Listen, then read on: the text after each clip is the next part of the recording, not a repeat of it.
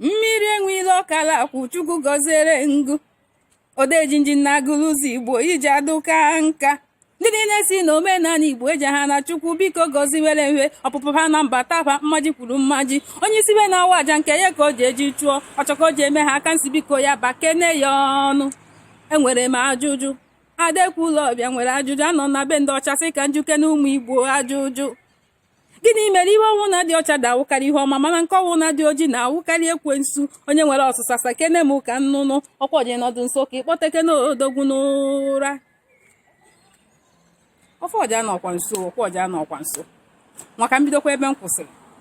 dịka ntụrụ na mbụ ka njukene ya ọzọ dịka njụrụ na mbụ ka njukene ya ọzọ maka na ihe ji nwoke ibido na ngada oji ihe n'ọnụ kwa nnene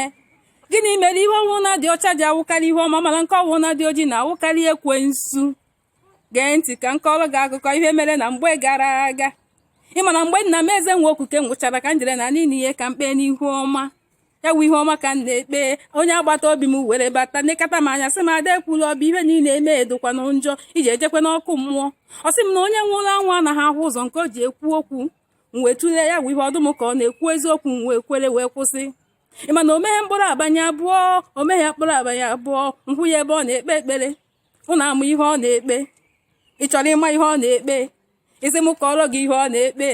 ọsịse ntị dị asọ biko ya yọwara ya ayịyọ ọsịse ntị dị asọ biko ya chewere ya ụmụ ya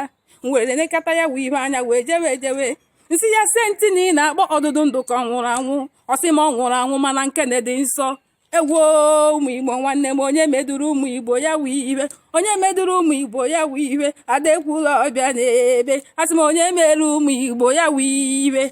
ọ sị na nke na-enwụrụ anwụ mana ọnwụ nke dị nsọ nna m eze nwe okuke arụghị nsọ arụ mere nwanne m arụ mere nwanne m arụ mere nwanne m okwuo na Ada Ekwulobia ka ị na-anụwo ada jiri mkpakpa m ogeje n'ime ọbịa wee buru gị isi were nata ahụ onye mere ụmụ Igbo ya wee iwe. Hello everyone, good evening. My name is Ada Ekwulobia. Asịzi na mmecha ife mma na-akọwa ya n'oyibo maka na o nwere one of my fans kpọrọ m from mba ofesi America wee sị m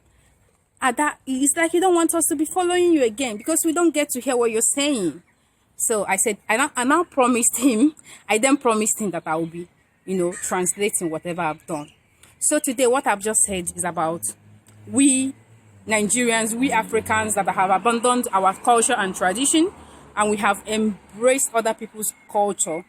I'm not even against us embracing people's culture, but now denying our own, now calling our own evil. Now, I don't know what to say. The same practice, just different methods, but all the same. I don't know. We need to think twice. So this is the topic of my message today. Miss Chamaka Loving Ezibe, and this is coming to you from the city of Manchester, United Kingdom. Ada Ekwulobia, Umi Bonye Melaifa.